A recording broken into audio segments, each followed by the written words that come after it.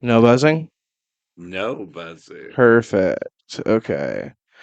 We are 3 minutes into this. I'm just going to clap and then we'll begin. Is there anything that you don't want to talk about, Spike?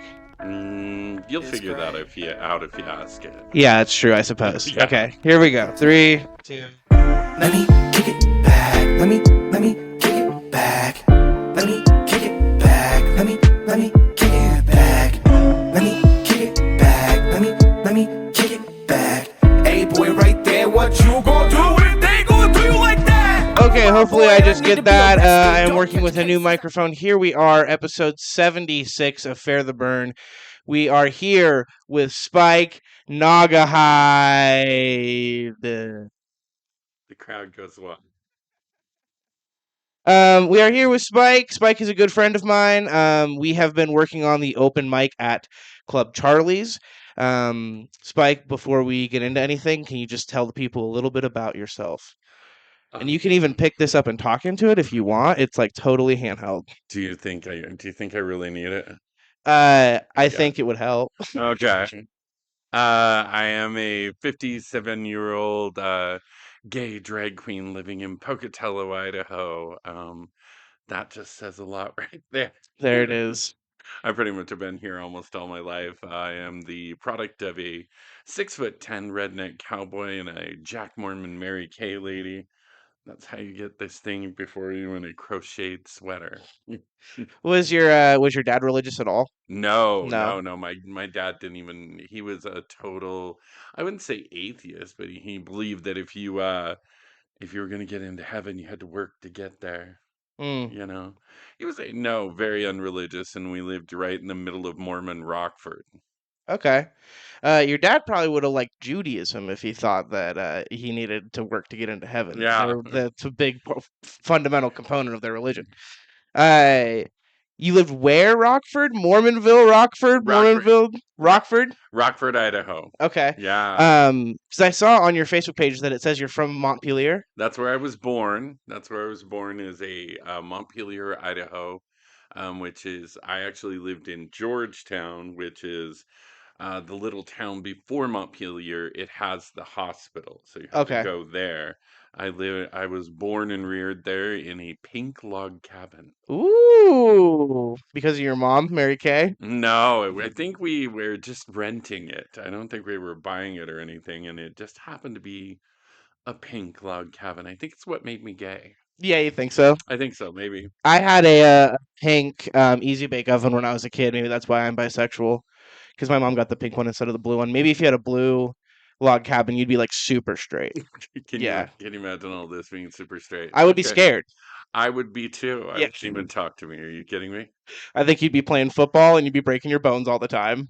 Ooh, my bones do hurt, and it's still. I mean, now all I do is like dress in drag and tuck my dick and wear heels. You know. Spike, I kind of want to talk about like the beginning of your life with your parents because you being who you are and having especially your dad, like learning who your dad was such an interesting Hmm. poll, I think, from the last open mic that we did. Hmm. I'm just curious if I could know a little bit more about your relationship with him and especially like coming out and how all that was. Yeah, it was, he was always like, he always believed that children were special, you know, I mean, he was the middle child of six boys living out in the middle of Fort Hall, Idaho. Okay. Every one of them over 6'5", every one of them cowboys and all that stuff. And so he believed children were special, you know, and he always pushed me to be creative and he would do anything in the world and he Mm, would get me art supplies, you know, to do things. And he believed in that. And, you know, so I always had a really, really good relationship with my dad. There were times, you know, I mean, we dealt with alcoholism, you mm, know, in my family for a long time. So, I mean, there were hard times and all that stuff, but he was really supportive of who I was all the way, you know, through my adult life. I mean, once I finally kind of came out to him, I mean, he had his ideas, but you right. know, I I went over to his house for dinner one time. He used to like he if my dad cooked something, I would eat it. Like, Right, right. you know, That's the rule. that was like, no, because it was like the best food I ever had in Oh, the okay, gotcha. world. You know what I mean? Did he do like good barbecue and stuff? Yeah, Yes, he yeah, that had makes like sense. a specially built barbecue out on his porch and the whole bit, you know. So I mean, we had a really good relationship, and I went over for dinner one time and we were sitting there and I said, "Hey, Dad, I got something to ask you." And he goes, "What?" And I go, because at this time we had started Pride in Pocatello, Mm, and they decided to come and do the journal, did a story on me, and it was just supposed to be a little piece in the paper. But as things snowballed with like Pride and people being against it, and even like the news stations covering it, and this, that, and the other, they made the piece even bigger. And when I heard about it, it ended up being a full middle page spread wow, in the Sunday paper. wow. And I was like, oh, okay. And it was just pictures and upon pictures of me in and out of drag at work, the whole bit. And so I thought, well, this probably might be the time that I need to go and talk to my dad about who I am. And so I went to dinner with him and I said, I got to talk to you about something. He goes, okay.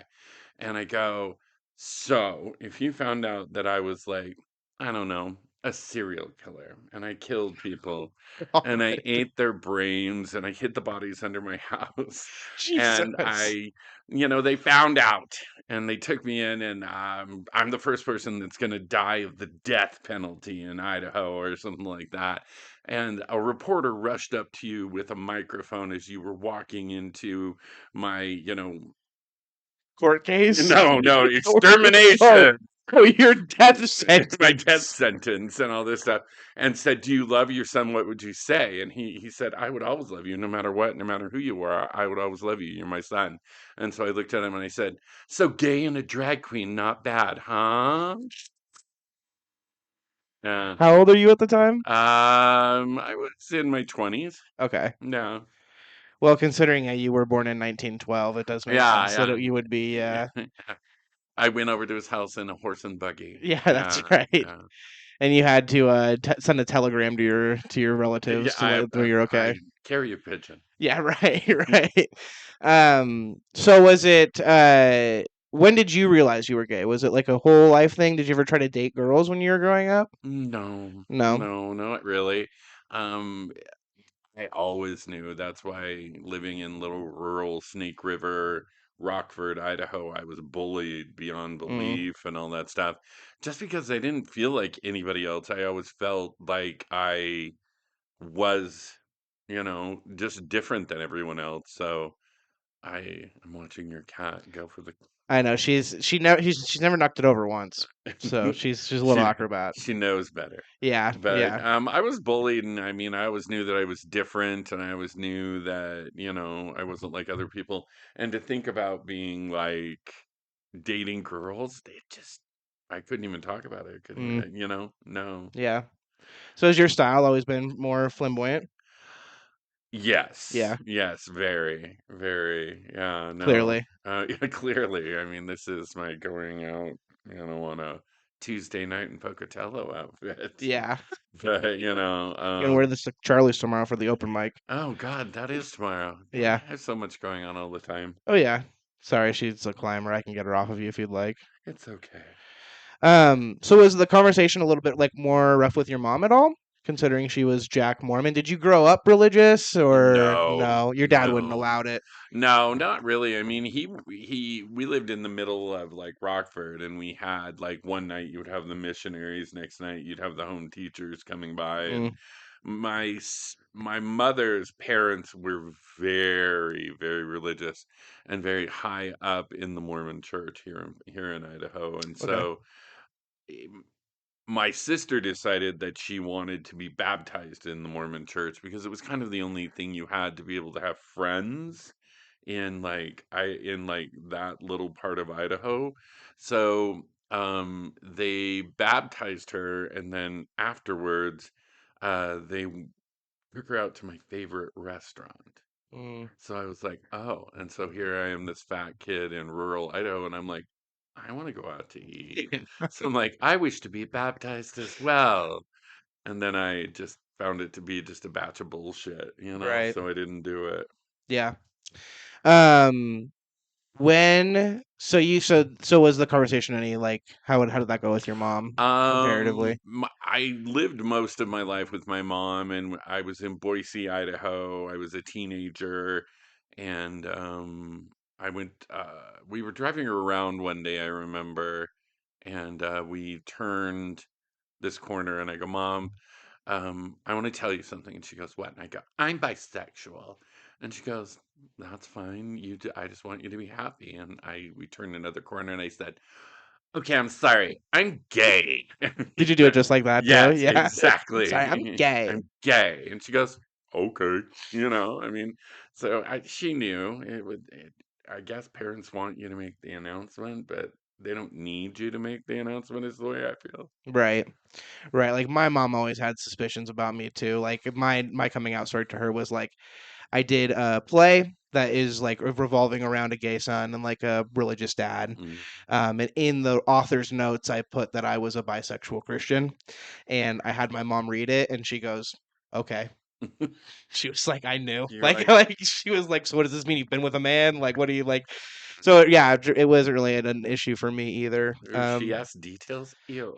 Yeah, well, my mom, Spike, also is pretty open with me about her sexual life too, so it's kind of an issue, to be honest. Like, it doesn't really stop or start with me. It's just a blur in the middle. My God, Yeah, no, I would never. yeah. I can't imagine that your dad was very openly like sexually open with you as a child. Oh, No, I mean, he was definitely one of those guys, you know what I mean? He had his little euphemisms and everything, so he would say things like, "I'm sweating more than a whore in church," okay, things yeah, like that. yeah. And I mean, yeah, no, so talking dirty or sexy or not like to you or anything, like there were no real rules. But he wasn't asking you how your sex life was. No, No. no, no, no. Yeah, yeah. I'm sure that if I wanted to be like, "Hey, Dad," he'd be like, "Okay, we've talked about this. Let's not do it again." You know what I mean? It's like So this was the birds and the bees talk, son. This yeah, is I I never had one of those. Did you have one of those? I I definitely had it in school.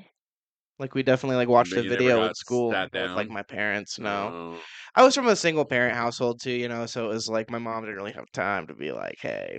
She was trying to get it on with the birds and the bees, you know what I mean? She mm-hmm, wasn't trying to teach me. mm-hmm. She was trying to make her own lessons for herself. So, that's my problem. That's honestly, that's my That's issue. how it happened. Yeah, yeah. Yeah, no, I don't think I think my mom would have been very bad at it, and my dad would I think my dad just was like, he'll figure it out.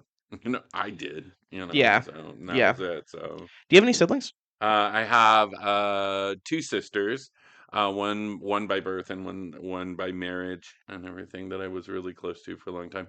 Not so much anymore, but Mm, it's okay. yeah, life moves on. Hmm. When did you start doing drag? When I was 19 years old. Wow. Yeah, my ex, um, Fucker. yeah, after Spittery shows up. God. He It's could like live he, Beetlejuice. he could live in this complex. I don't know. He probably does. I have a story about this complex I'll have to tell you before we're done. Yeah, Yeah. please. Yeah. Yeah. Oh, yeah. Other than I've the heard some fact that shit. I think your neighbors are stealing bikes. I don't No, know. he actually runs a nonprofit. Oh, thank Yeah. God. I Yeah. walked up and I'm like, why are there so many bikes? No, shout out to Richard. He runs a nonprofit called what is it? Bikes for Recovery. Oh, yeah. Which helps like yeah, recovering addicts with like transportation for them to get to work to try and get back on their feet. Well, I'm a dick. Yeah. Talking about the paper, he just had a front page news story. Oh. And he's a recovering addict himself, and he saw it and he showed me, and I was like, "Man, congratulations!" He's like, "Yeah, man, I never thought I'd make the front page for anything good." You know, That's true. Yeah, I know. What were we talking about?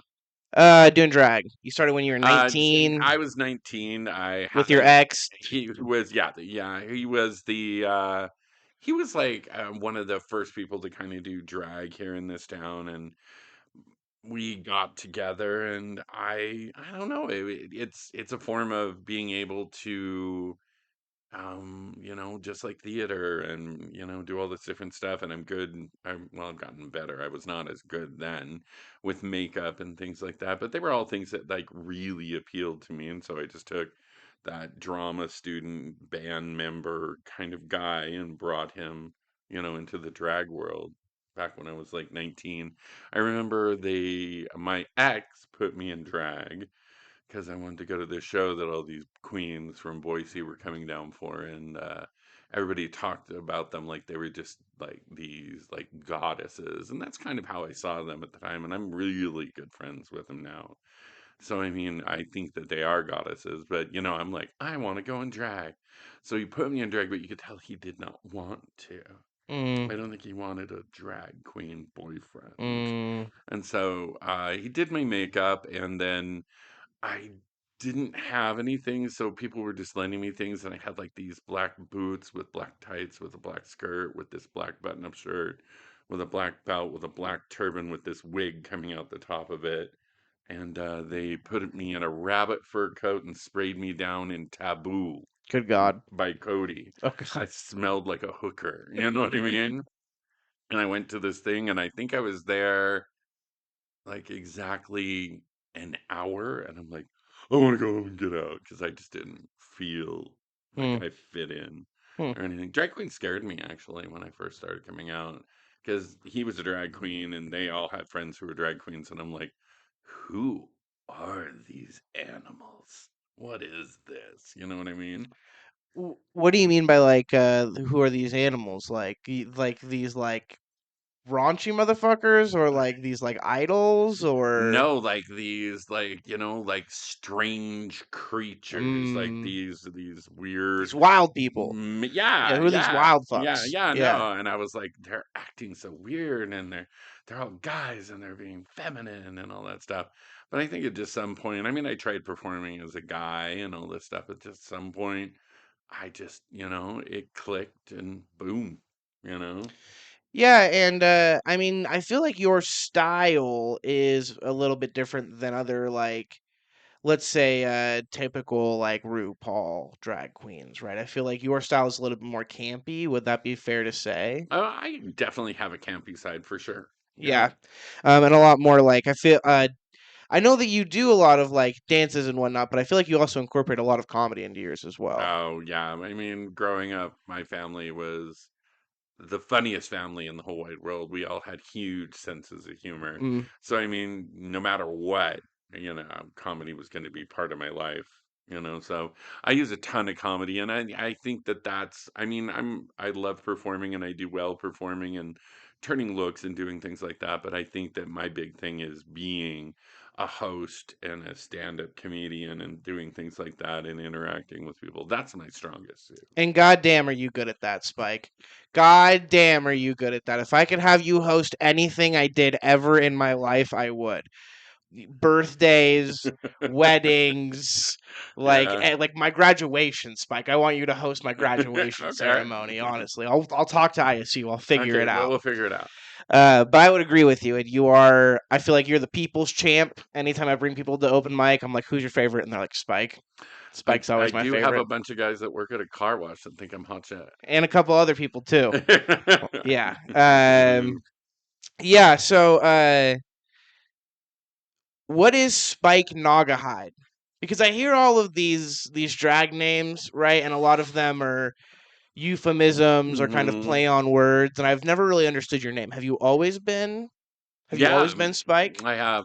Um, when that horrible incident where they put me in the drag Right. wearing the hooker scent, I Get the prostitutes. Yeah. yeah, Hmm. yeah, I didn't feel pretty. I mean, I've kind of already said that, so I'm like, I feel like a dog, and you can just all call me Spot, or you can da da da. And someone said Spike, and I don't even remember who it was.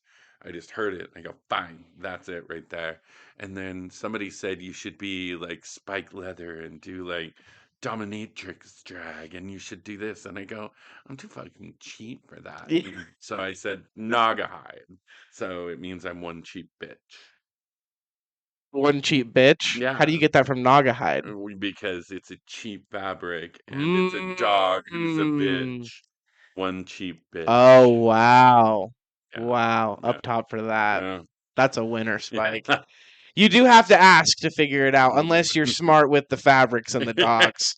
Unfortunately, I am not with either. So that is really interesting. That's very cool. Yeah, no, and so it just stuck. And I mean, in the beginning, I have to say that every time anybody introduced me or said my name, I'm like, "Gah, my name is Spyke Naugahyde," but it really, literally just sounds like a name now. Yeah, Like a real person could just be named that. Like, right. ladies and gentlemen, coming to the stage, Congressman Spyke Naugahyde. You know what I mean? Absolutely. No, it just sounds normal. 100%. My mom used to be a kindergarten teacher, and when she was a kindergarten teacher, she had a little girl, and her first name in real life was Oatmeal Raisin. Oh, So if that's her first name, you could be named Spike I Naugahyde I for could see sure. that. Were her parents high? I think they were like granola kind of natives because it Oh. was on the Box Elder Reservation. Which, by the way, are you native? If your dad grew up in Fort Hall or no? No, I don't know how they had land in Fort Hall. I don't know Hmm. what part of my family might have had a little bit somewhere, but yeah, no, they had land in Fort Hall, but it might have been something before like everything happened. I don't know. Interesting. Very interesting. Okay, Spike, I have a kind of a political question for you. EGATs. Yeah, because I feel like you would have good perspective on this. Uh, so I do this podcast normally with a co-host named Cougar. And the whole podcast is really about like kind of finding like middle ground. And Cougar is fairly conservative. He's Christian. I lean left. I'm more in the middle about certain things, but I definitely lean left on like many social issues. And we just like to have conversations and come together. And something that we have always disagreed on was drag, and specifically drag storytime hour. Oh. And Cougar's argument against drag storytime hour is that drag is an inherently sexual art form, and that why would we be displaying that to kids?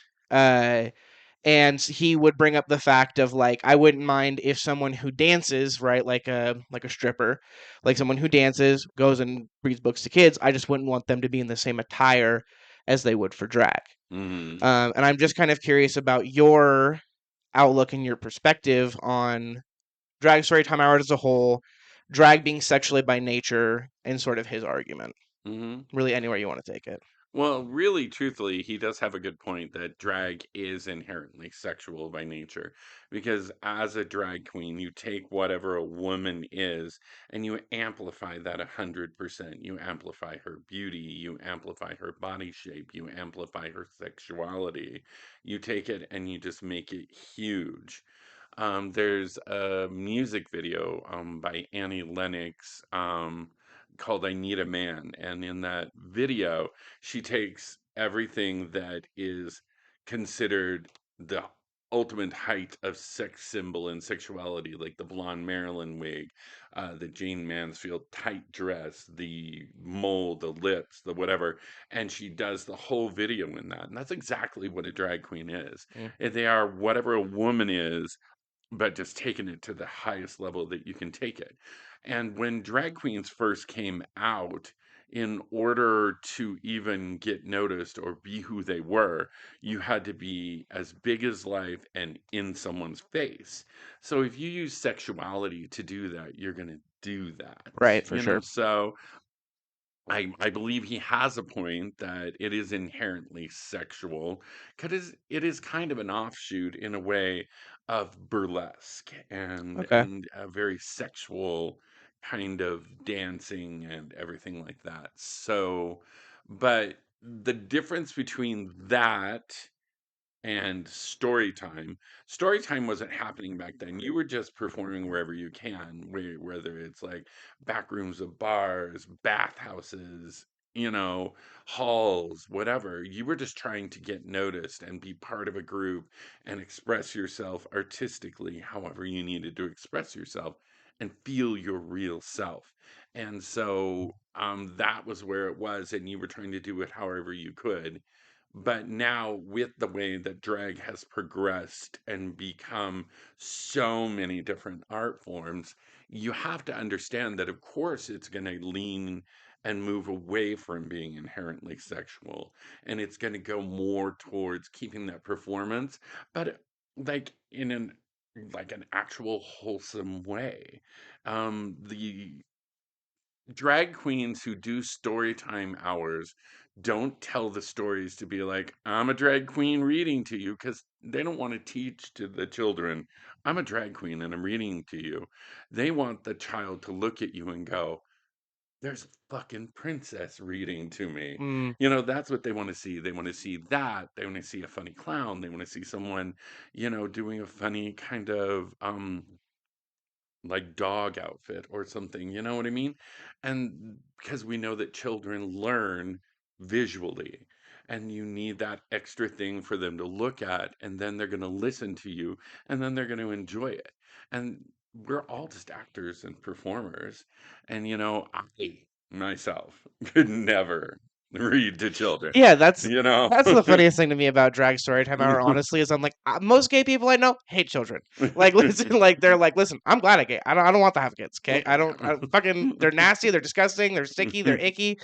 Um, but yeah, that's interesting. So are you almost kind of trying to make the point of drag was sexual by nature in the beginning to get eyeballs, or like overly enhanced sexual, or do you think To get like noticed, to get to get noticed? noticed, to see it, and to use that, because if you are a man and you want to be a woman, you can't just stand there and be like, I'm a woman. You have to like ooh sexuality. You have to have that tight, top, low cut, boobs, the whole bit, and so that's going to be something sexual. You want to see that, but like with burlesque and the sexuality of burlesque, that's the same thing with a drag queen, is that you're using that sexuality, to perform and have a good time. But, their drag queen story hour is like just yet another offshoot of drag, as drag kings, have come from Mm, doing drag. And now you have bio queens, you have femme queens, you have horror queens, you have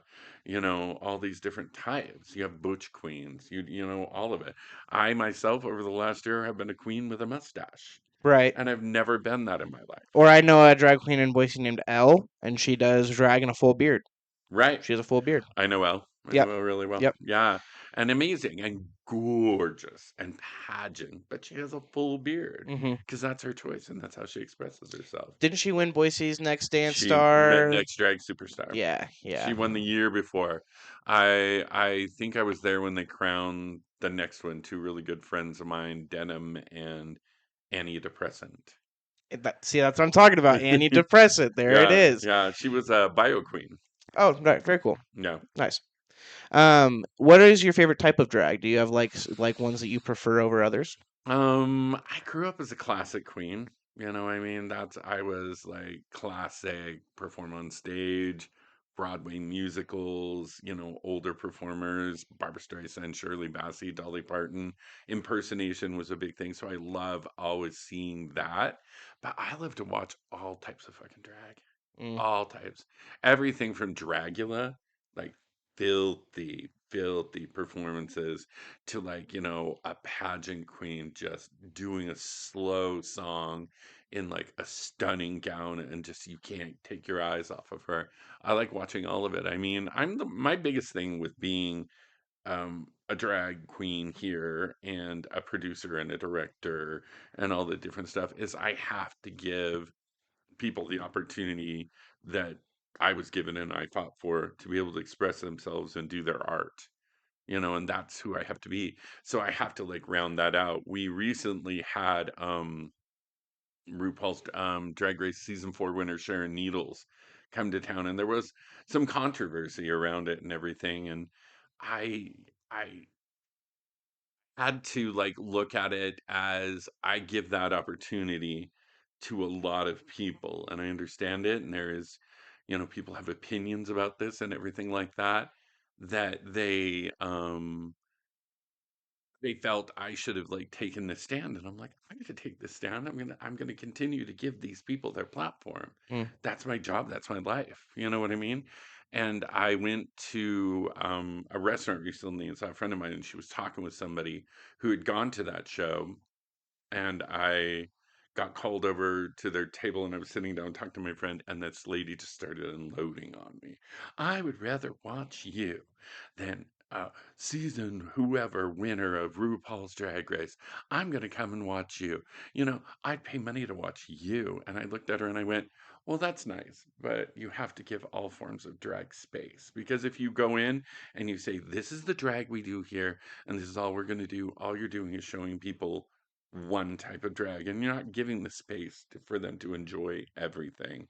And eventually they will tire of you because they're going to be like, oh, she's doing it again. Hmm. One dress, one gown, one song, one trick. You know what I mean? Well, it's like even like dating, if you date the same type of person over and over and over Mhm, again, maybe there is a different personality type that would speak to you more, or one like I'm sure a lot of people have the reaction to sharing needles because I actually have done a little bit of research since I have mhm, learned about this as well. mhm, And people have extremely strong opinions about it, uh-huh. but I'm kind of curious about your take on it because Spike, I'm curious if you think there is a line. Um, Or if this is another thing I thought about too before you answer is because I don't believe that anything is off limits in comedy, other than maybe other people's trauma. That's like the only thing I might mhm, limit there. But I think you can joke about anything if it's crafted, if mhm, it's beautifully crafted. And there are some interviews I've watched with Sharon Needles where she says, the reason why were in Nazi attire was because the song was talking about how blue-eyed girls and blonde hair girls get by better in life.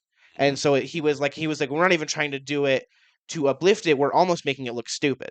mhm. So I'm curious about your thoughts about that.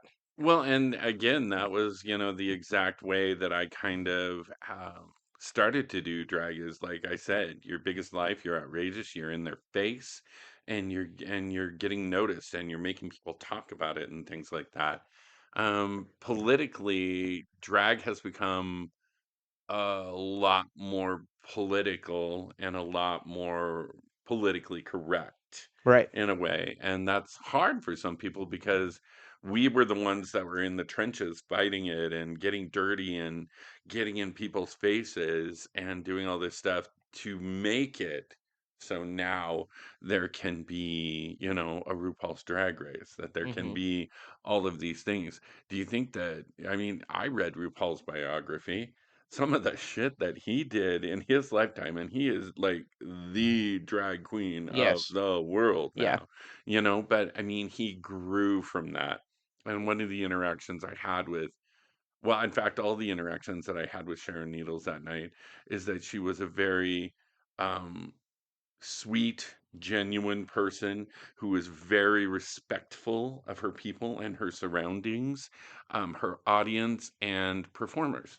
And that is 100% as long as you come to my town and you treat my performers and my venue and everything appropriately, I'm not going to have a problem with and I mean, it's the same thing of open mic nights or stand-up comedy routines, like certain people would come through and believe me, they would not work, Hmm. Hmm. and the audience would get mad, but then they would get angry and in people's face and start doing things. And that's not being respectful to people. And that's exactly what you're saying. You have to be able to do it one way. If somebody doesn't like a joke or something you do, you have to figure out how to come back with it, but in a way that is respectful to that person and where you are For sure. you know so I mean I'm that person, and I don't know if anybody's ever gonna like see. Jess loves I know. me. Doesn't it find you all the time? Yeah, it does, but yeah, no, it's just I had to be there to like give a space to whatever you know and I don't know if that was right, I don't know if that was wrong. Yeah, I think it's commendable though because to be honest with you, Spike, I don't know where I stand on sharing needles right now. I think that there's still more digging I need to do. Hmm.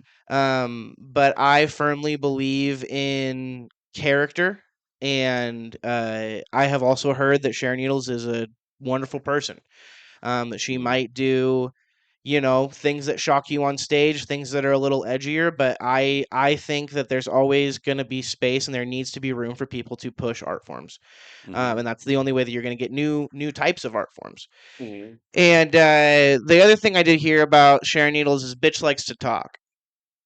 That's what I heard. I heard that all the meet and greets, they'd be 14 deep, and that bitch would still be just having full on conversations with fans. Yes, yes, because we didn't do. Thank God we did the pictures after the show, and we just did two different sets of pictures. We had the performers, if anybody wanted to get pictures with the performer while Sharon was backstage, changing outfits and drying off and all that stuff. Then she came out a little bit later and did photos with everybody, and they kind of waited around. And I think she knew that. They had been waiting, so she wanted to have a conversation with Mm-hmm. each and every person, and she'd be doing it and I'd be like, okay, we got to get through this line because these people have been waiting, and that's the director in me, that's the show person.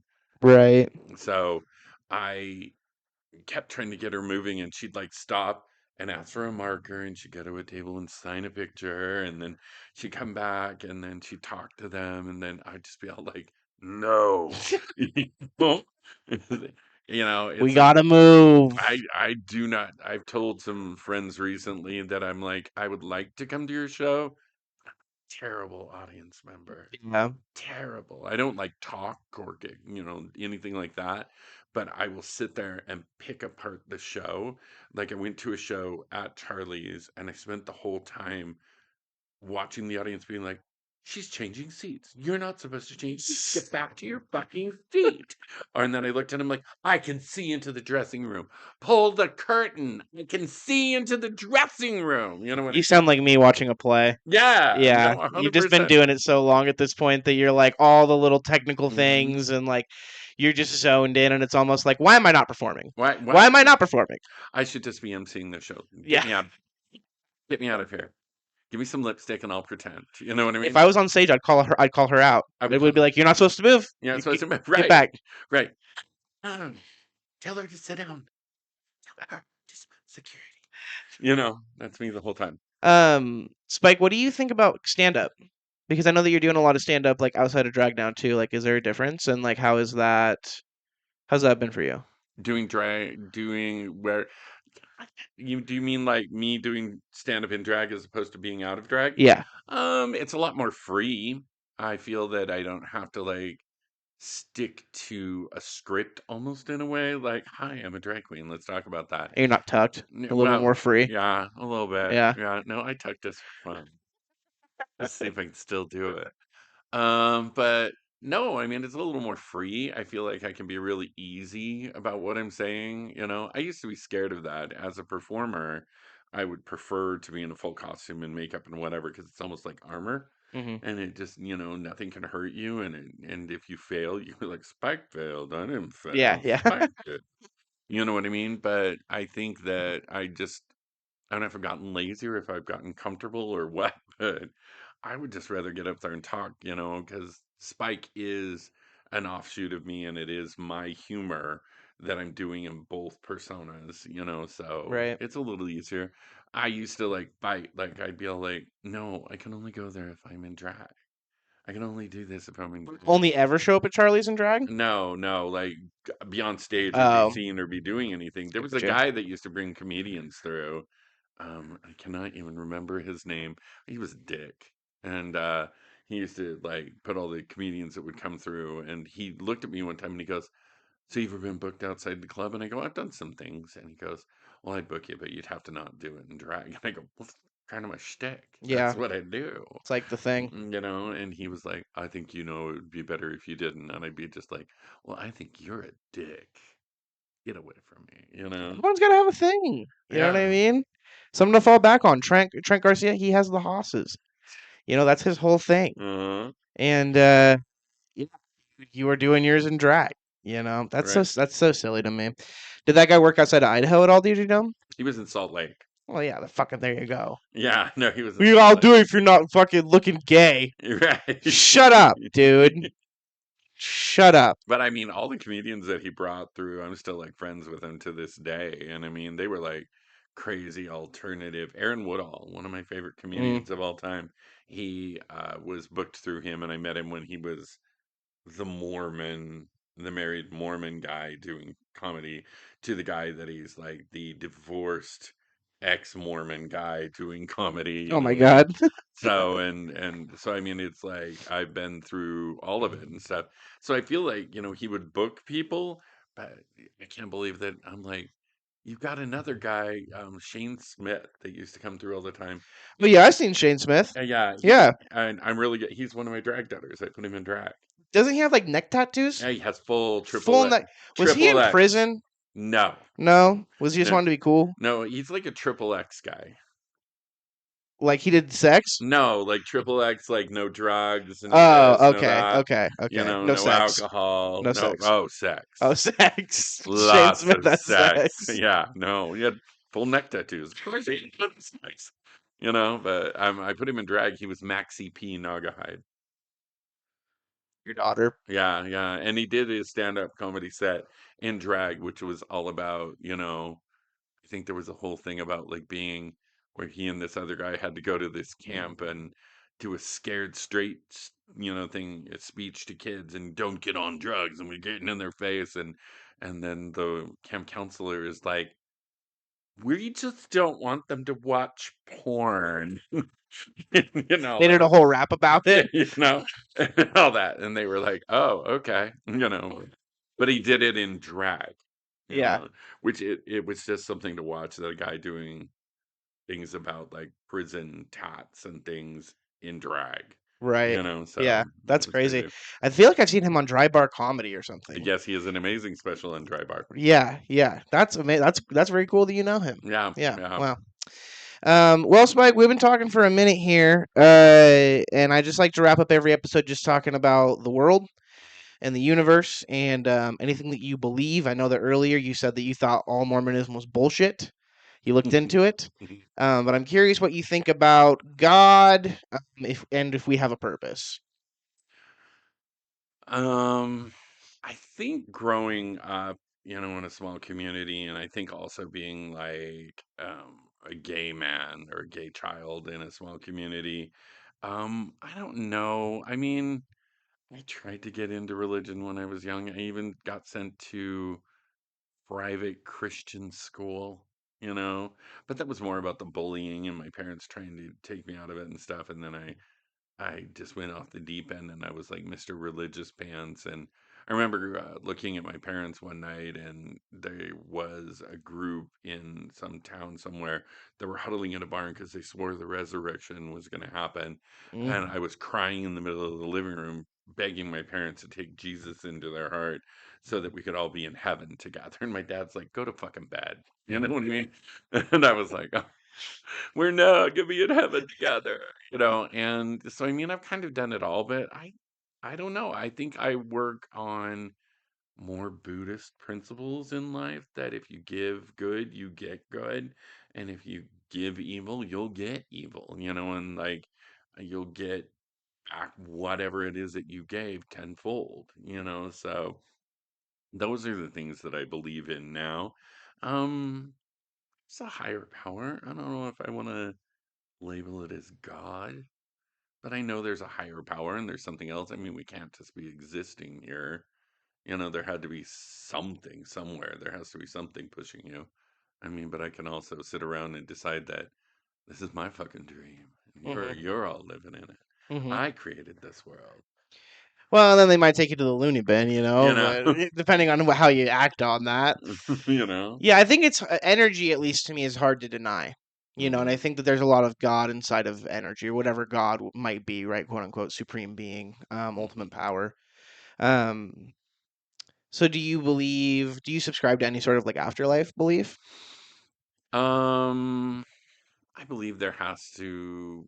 I don't know. I mean, having a father who was almost an atheist and a mother who was like, the seven, it's the realms of heaven or whatever it is, Sure, whatever. I mean, so it's hard. So I think I'm somewhere in the middle, that yeah, I could just go into the ground and rot, or there could be something else past this, but part of me half the time thinks there is, and then the other part of me is like, come on. Yeah.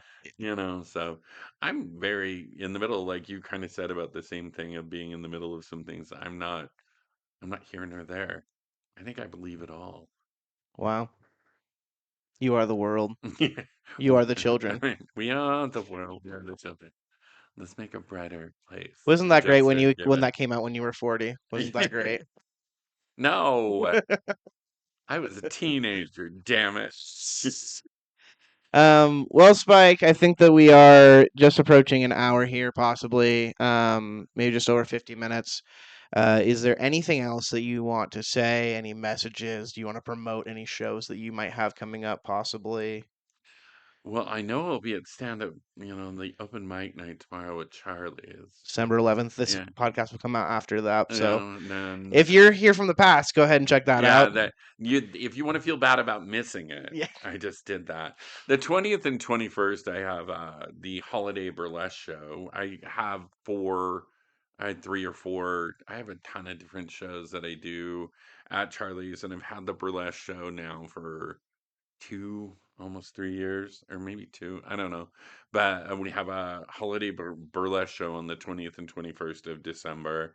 Of course, New Year's Eve is going on. We are kind of scaling back a little bit in the next year with the shows. The Angel Show, which will be the first weekend of every month, first full weekend, will be 6 times a year. The drinking shows I'll be producing and being part of will be 3 times a year. On the off months that we aren't doing the Charlie's Angels, and I'll do the burlesque show 2 times a year. But more stuff will even happen.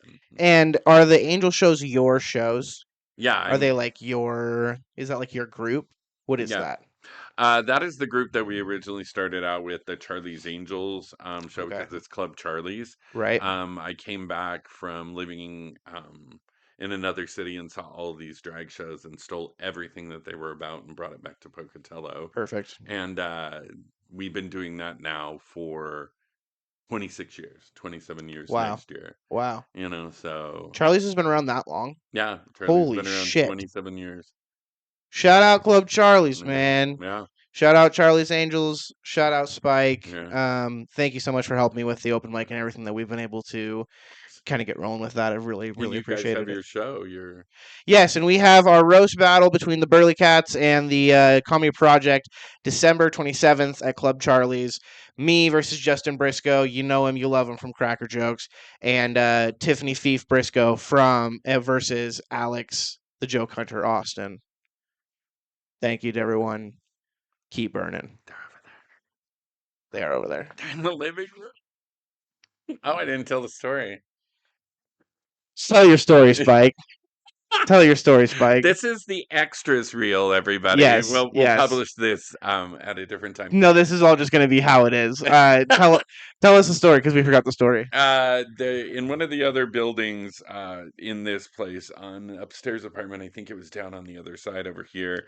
One time we were in drag and we all went to an after hours party there, and we'd been drinking and partying, and one of the guys that was there was like an ISU football player, like this big linebacker kind of guy. Okay. And he was a little kind of sweet and slow.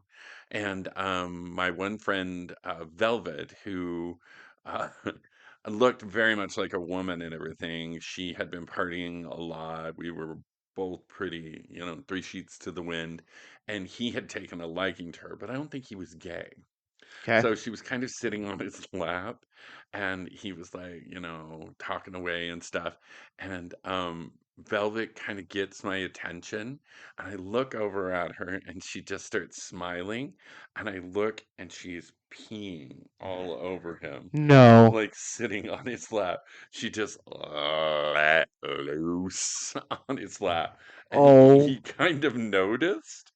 And then he just kind of got her up, and then he went and he like changed clothes and stuff. But it was in an apartment just right over there. But she like kind of giggled while she did it. That is not the direction of the story that I thought you were going to tell. Because every story I've heard about this place is how like people who were shooting up in the hallways and like No, doing crack. I thought it was going to be like a bad situation. no, That's a funny story. That's straight up some funny shit. yeah, well, we left her there. Oh no. Afterwards, we're like, he's yours. No. She was fine. We found her later. We found her later. She was, wasn't wearing her pantyhose anymore. And Oh, I wonder what happened. she had her little jelly shoes on and her pantyhose in a bag. Maybe it turned him on, Spike. Yeah, Maybe he liked it.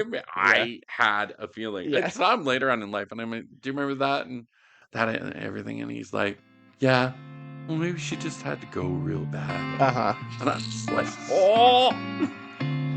Oh my God. Well, I'm glad nobody died in your story, Spike. Oh, no. I'm really happy. Yeah. Some guy just got peed on. Shout out to that football player, whoever you are. Now we can go. All right, keep burning. Bye. Hit my line, you're driving me crazy. Like you and I don't talk anymore. It's past 3 and I don't know if lately I've been hearing knocks at my door. I'm thinking my Wi-Fi's an absurdist. It's got me waiting on Godot. It's past 4 and I've been up creating, writing, spreading so all alone. 'Cause I'm an absurdist, like my Wi-Fi too. And we study back, getting out, be like trap left to make something new. I've been writing for years.